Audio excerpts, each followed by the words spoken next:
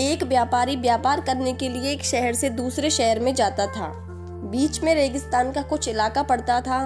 वह आदमी एक नेगेटिव सोच वाला इंसान था। हमेशा शिकायत करता रहता था कि मेरे पास ये नहीं है, वो नहीं है, इसकी कमी है, उसकी कमी है। एक दिन वह रेगिस्तान में से गुजर रहा था, तभी उसकी पानी की बोतल खाली हो जाती है।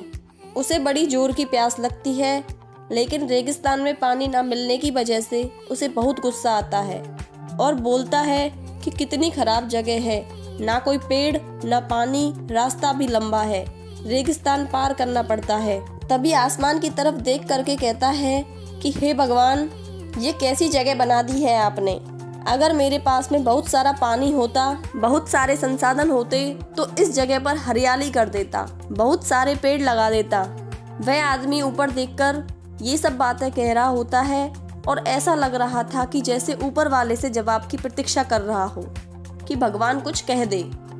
अब चमत्कार ये हुआ कि उसने जैसे ही नीचे देखा, उसे अपने आंखों के सामने कुआं दिखाई दिया। वह पूरी तरह से घबरा गया, क्योंकि उसने कभी भी उस रेगिस्तान में कुआं नहीं देखा था। वह कुएं के पास पहुंचा और देखा कि कुआं पूरी तरह पानी से भरा हुआ है, परंतु वह आदमी नेगेटिव सोच वाला था और हमेशा शिकायत करता रहता था।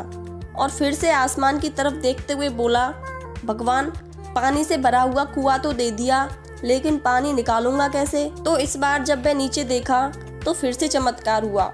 उसे कुएं के पास रस्सी और बाल्टी दिखाई दी, लेकिन आदमी फिर से ऊपर देखा और बोला, भगवान, अब इस पानी को ले जाऊंगा कैसे? तभी उसको एहसास हुआ जैसे उसके पीछे कोई है।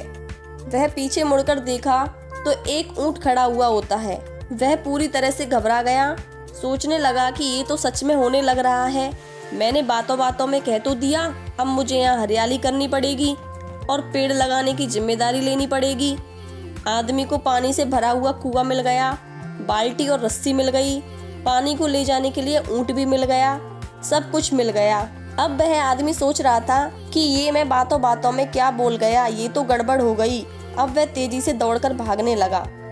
वह भाग रहा था, उस जिम्मेदारी से बच रहा था। तभी एक कागज उड़ते हुए आया और इसके शरीर से चिपक गया। उसने जब उस कागज को देखा तो उस पर लिखा हुआ था कि मैंने तुम्हें पानी दिया, रस्सी और बाल्टी दी, पानी को ले जाने के लिए साधन दिया, फिर भी क्यों बचकर भाग रहे हो? उस आदमी को लगा कि मेरे साथ पता नहीं क्या हो रहा है। वह दौड़ते दौड़ते रेगिस्तान को पार कर गया, लेकिन उस रेगिस्तान को हरा भरा नहीं बनाया।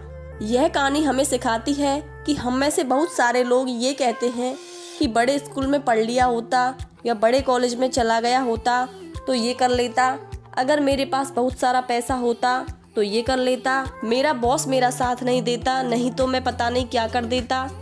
हम हमेशा शिकायतें ढूंढा करते हैं, अपनी जिम्मेदारी से बचकर भाग रहे होते हैं। ये कहानी हमें सिखाती है कि लाइफ में हम जो भी कुछ कर रहे हैं 100% जिम्मेदारी हमारी है कि उस काम को बिना किसी शिकायत के पूरा करें। तो दूसरों को दोष देना, उनकी गलतियां बताना बंद कीजिए, अपनी गलतियों को सुधारना शुरू कीजिए।